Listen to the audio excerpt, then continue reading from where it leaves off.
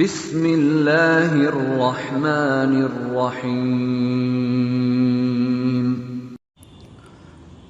الحمد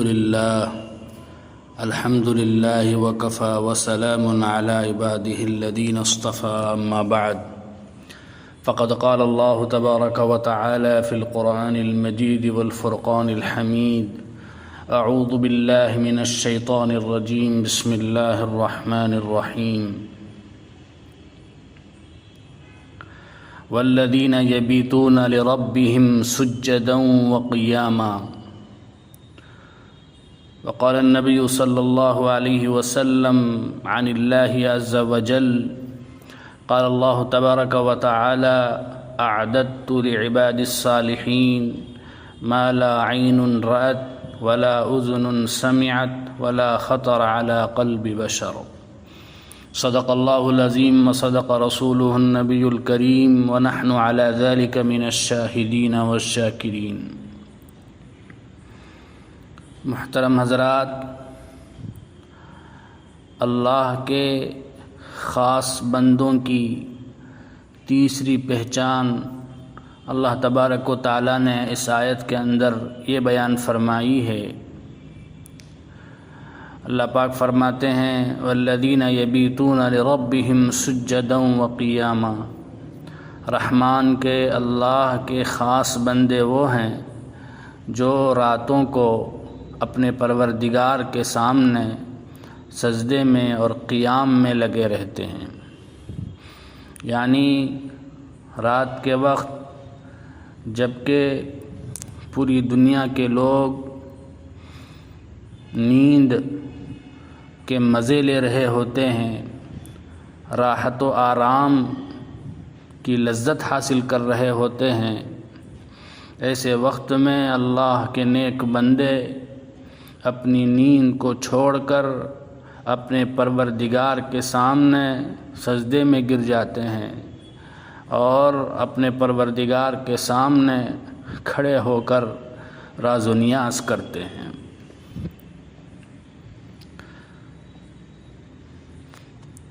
اور ایک آیت میں اللہ تبارک و تعالیٰ نے مومنین صالحین کی یہ صفت بیان فرمائی تتجافى جنوبهم عن المضاجع يدعون ربهم خوفا وطمعا. ان کے پہلو ان کے بستروں سے، ان کی خوابگاہوں سے الگ ہو جاتے ہیں. وہ اپنے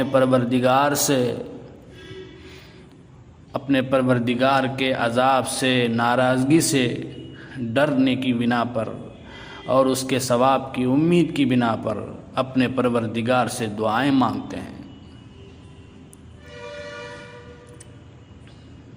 تو بزرگوں اور دوستوں، مومنین صالحین کی یہ صفت بتائی گئی ہے کہ وہ رات کے وقت اپنے بستروں کو چھوڑ کر اللہ کے ذکر اور دعا میں مشغول ہو جاتے ہیں، کیونکہ یہ لوگ اللہ کی ناراضگی سے، اس کے عذاب سے ڈرتے ہیں، اس کی رحمت اور ثواب کے امیدوار ہوتے ہیں.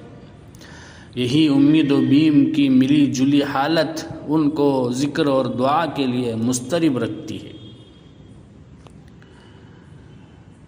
مسند احمد، ترمذی، نسائی وغیرہ کتابوں میں حضرت معاذ ابن جبل رضی اللہ عنہ کی روایت منقول ہے. وہ فرماتے ہیں کہ میں ایک مرتبہ رسول اکرم صلی اللہ علیہ وسلم کے ساتھ سفر میں تھا. سفر کے دوران صبح کے وقت میں آپ صلی اللہ علیہ وسلم کے قریب ہوا اور عرض کیا یا رسول اللہ صلی اللہ علیہ وسلم، مجھے کوئی ایسا عمل بتلا دیجئے جو مجھے جنت میں داخل کرے اور جہنم سے دور کرے. آپ صلی اللہ علیہ وسلم نے فرمایا اے معاذ، تم نے ایک بڑی چیز کا سوال کیا، مگر جس کے لیے اللہ تعالیٰ آسان کر دے اس کو یہ چیز آسان ہو جاتی ہے.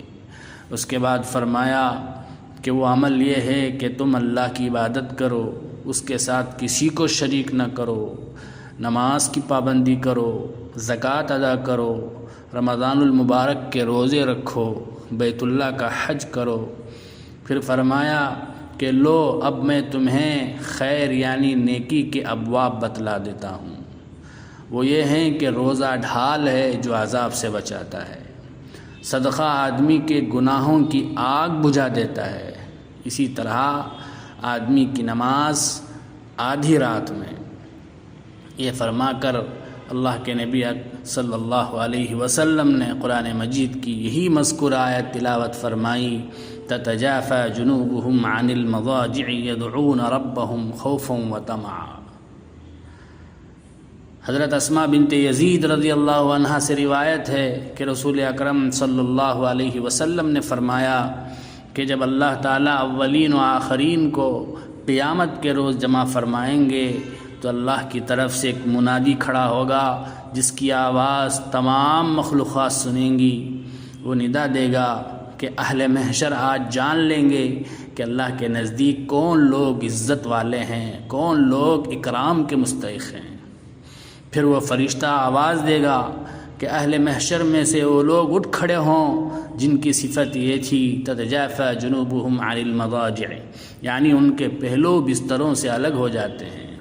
اس آواز پر ایسے لوگ کھڑے ہوں گے جن کی تعداد بہت کم ہوگی۔ اللہ تبارک و تعالیٰ ایسے آدھی رات کو اٹھ کر اپنے پروردگار کے سامنے راز و نیاز کرنے والوں کو کیا انعام دیں گے، اس کا تذکرہ آگے بیان فرماتے ہیں۔ فلا تعلم نفس ما اخفی لهم من قرۃ اعین جزاء بما كانوا يعملون۔ کوئی شخص نہیں جانتا وہ انعام جو ان کے لیے چھپا کے رکھا گیا ہے، یعنی آنکھوں کی ٹھنڈک۔ یہ بدلہ ہے ان اعمال کا جو یہ نیک لوگ کرتے تھے۔ حدیث قدسی مشہور ہے، ہم لوگوں نے بارہا سنا۔ اللہ رب العزت فرماتے ہیں اعددت لعباد الصالحین ما لا عین رأت ولا اذن سمعت ولا خطر علی قلب بشر۔ میں نے اپنے نیک بندوں کے لیے ایسی ایسی نعمتیں تیار کر رکھی ہیں جن کو نہ تو کسی آنکھ نے دیکھا ہوگا، نہ کسی کان نے سنا ہوگا، نہ کسی بھی انسان کے دل پر اس کا گزر ہوا ہوگا۔ تو ایسی ایسی نعمتیں رات کے وقت اٹھ کر اللہ کے سامنے رونے اور گڑ گڑانے والوں کو اللہ تبارک و تعالیٰ عطا فرمائیں گے۔ اللہ ہم میں سے ہر ایک کو یہ نعمتیں عطا فرمائیں، اور ہم میں سے ہر ایک کو رات کے وقت اٹھ کر اپنے رب کے سامنے رونے اور گڑ گڑانے کی توفیق عطا فرمائیں۔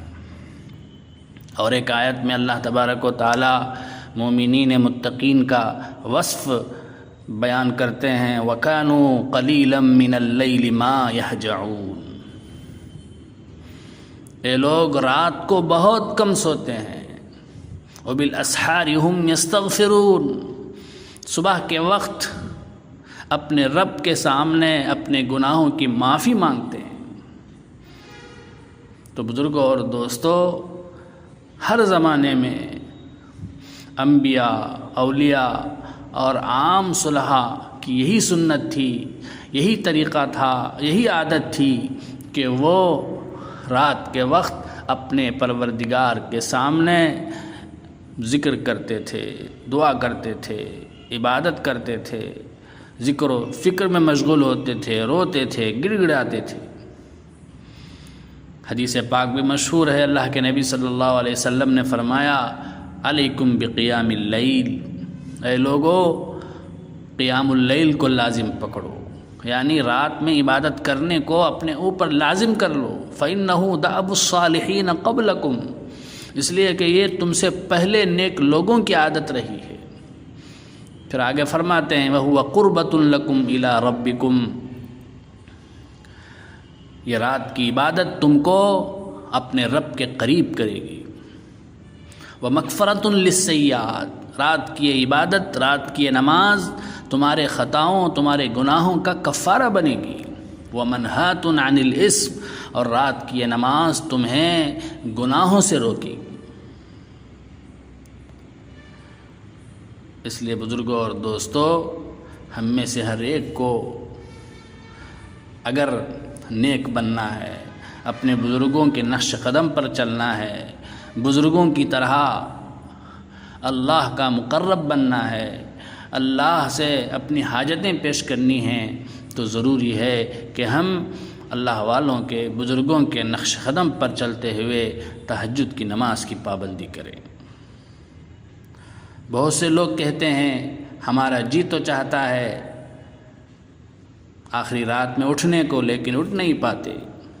تو بزرگوں اور دوستو، بعض چیزوں کے اہتمام کرنے سے تہجد کے وقت اٹھنے میں آسانی پیدا ہوتی ہے۔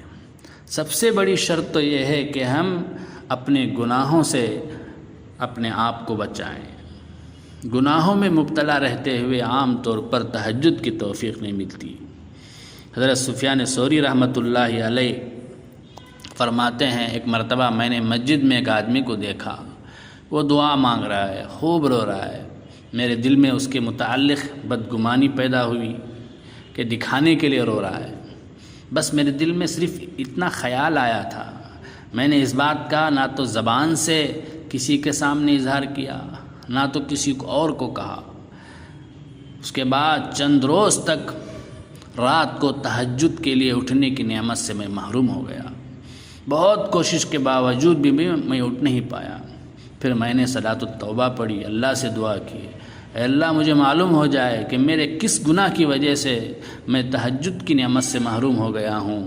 تو میرے دل میں ڈالا گیا، تو نے فلاں آدمی کے متعلق ایسا ایسا سوچا تھا۔ اس کے بعد میں نے اس گناہ سے خصوصیت سے توبہ کی، تو پھر دوبارہ توفیق میسر ہوئی۔ اس سے معلوم ہوا کہ گناہ کی وجہ سے بھی آدمی تہجد سے محروم ہو جاتا ہے۔ تو پہلی چیز گناہوں سے بچنے کا اہتمام کریں، خاص کر فضول گوئی، بیکار باتیں، گپ شپ سے خاص طور پر بچنے کا اہتمام کریں۔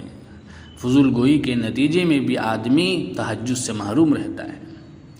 دوسری چیز یہ ہے کہ ہم رات کو کم کھائیں تاکہ زیادہ نیند نہ آئے۔ تیسری چیز، ہم اس بات کا بھی اہتمام کریں کہ ہمارا بستر بہت زیادہ نرم نہ ہو۔ حضرت حفصہ رضی اللہ عنہا کی روایت شمائل اور دوسری حدیث کی کتابوں میں موجود ہے کہ ان کے گھر میں حضور اکرم صلی اللہ علیہ وسلم کے لیے صرف ایک ٹاٹ کا بستر تھا۔ حضرت حفصہ رضی اللہ عنہا فرماتی ہیں، ہم اس ٹاٹ کو ڈبل کر کے بچھا دیا کرتے تھے۔ ایک مرتبہ میں نے سوچا کہ اسی کو ڈبل کے بجائے 4 گنا کر کے بچھا دیا جائے تو زیادہ نرم ہو جائے گا، نبی اکرم صلی اللہ علیہ وسلم کو اور زیادہ راحت ملے گی۔ چنانچہ ایک مرتبہ میں نے ایسا ہی کر کے بچھا دیا۔ صبح اٹھ کر حضور اکرم صلی اللہ علیہ وسلم نے پوچھا، آج بستر کے طور پر میرے لیے آپ نے کیا بچھایا تھا؟ تو میں نے کہا، اللہ کے رسول، وہی ٹاٹ تھا جو روزانہ ہم بچھاتے ہیں۔ ہاں، صرف اتنا کیا تھا کہ روزانہ ٹاٹ کو ڈبل کر کے بچھاتے تھے، آج 4 گنا کر کے ہم نے بچھا دیا تھا۔ اس پر حضور اکرم صلی اللہ علیہ وسلم نے ارشاد فرمایا، ہاں، آج اس کی نرمی نے مجھے رات کو اٹھنے سے روک دیا، یعنی میں وقت پر نہیں اٹھ پایا اور دیر ہو گئی۔ تو بزرگوں اور دوستو، جب حضور اکرم صلی اللہ علیہ وسلم پر نرم بستر کا اثر ہو سکتا ہے تو میں اور آپ اگر نرم بستر پر سو جائیں تو ہمارا کیا ہوگا؟ اس لیے اس کا بھی اہتمام ضروری ہے کہ بستر کچھ ایسا رکھا جائے کہ اٹھنا آسان ہو جائے۔ چوتھی چیز، اٹھنے کے واسطے اللہ سے دعا مانگیں۔ ایک ضروری بات، بہت سے لوگ نیت کر کے سوتے ہیں کہ اگر اللہ توفیق دے تو اٹھ جائیں گے۔ بزرگوں اور دوستو، آدمی جب کسی چیز کی، کسی اچھے کام کی نیت کرتا ہے تو اللہ کی طرف سے بھی اس کے اسباب ضرور مہیا ہو جاتے ہیں۔ مثلا ہم نے نیت کی کہ آج تہجد پڑھیں گے تو 3 بجے ضرور ہماری آنکھ کھل جائے گی۔ اس وقت اگر ہماری آنکھ کھل جائے تو ہمیں سمجھ لینا چاہیے کہ اللہ کی طرف سے ہماری مدد ہوئی ہے۔ اللہ نے ہماری امید پوری کر دی کہ ہماری نیند بھی پوری ہو گئی اور آنکھ بھی کھل گئی۔ اب ہمت کر کے ہمیں اٹھنا چاہیے، وضو کر کے نماز کے لیے کھڑا ہو جانا چاہیے، یہی ہماری ذمہ داری ہے۔ اس موقع پر شیطان اور نفس دوبارہ بیچ میں رکاوٹ پیدا کرتے ہیں، یہ خیال ڈالتے ہیں کہ ابھی 2 منٹ میں اٹھ جائیں۔ 2 منٹ کے لیے کروٹ لے کر سوتے ہیں تو ایسی گہری نیند آ جاتی ہے کہ فجر بھی نماز بھی کبھی قضا ہو جاتی ہے۔ پھر دوسرے دن، تیسرے دن بھی تمنا کرتے ہی رہتے ہیں لیکن آنکھ کھلتی نہیں ہے۔ یہ اسی وجہ سے ہے کہ اللہ نے جو نعمت عطا فرمائی ہم نے اس کی ناقدری کی، جس کا یہ اثر ہوا۔ اس لیے بزرگوں نے لکھا ہے پہلے ہی دن وقت پر آنکھ کھل جائے تو یہ اللہ تعالیٰ کا مہمان ہے، خدائی مہمان ہے۔ کسی نیک کام کا دل میں جذبہ ہونا یہ اللہ کا مہمان ہے۔ اگر ہم اس کی ناقدری کریں گے تو پھر دوبارہ یہ نیک ارادہ نیک جذبہ ہمارے اندر پیدا نہیں ہوگا۔ اس کی مثال ایسی ہی ہے جیسے کہ کوئی معزز مہمان ہمارے گھر کے دروازے پر آئے اور دروازہ کھٹکھٹائے، ہم نہ کھولیں، بار بار کھٹکھٹائے نہ کھولیں تو وہ معزز مہمان واپس چلا جائے گا، پھر کبھی بھی ہمارے گھر کی طرف رخ نہیں کرے گا۔ اسی طرح بزرگوں اور دوستو، اگر ہم نیت کر لیں کہ آئندہ صبح کو اٹھیں گے تو گویا اللہ کی طرف سے ہمارے دل کے اندر اللہ نے یہ جذبہ ڈالا ہے، تو ہمیں اس کی قدر کرنی چاہیے۔ اور جب اس نیت سے سوئیں اور اللہ تبارک و تعالی ہمیں تہجد کے وقت اٹھائیں، ہماری آنکھ کھل جائے تو سمجھنا چاہیے کہ اللہ کا یہ مہمان ہے، خدائی مہمان ہے، فوراً اس کی قدر کرنی چاہیے۔ اس کی قدر یہی ہے کہ اٹھ کر 2 رکعت، کم از کم 2 رکعت پڑھ لینی چاہیے۔ جب ایک دن پڑھ لیں گے تو پھر روزانہ پڑھنا ہمارے لیے آسان ہو جائے گا۔ اللہ تعالیٰ مجھے بھی اور آپ تمام حضرات کو بھی تہجد کی نماز کی توفیق عطا فرمائے۔ آمین وآخر دعوانا الحمد للہ رب العالمین۔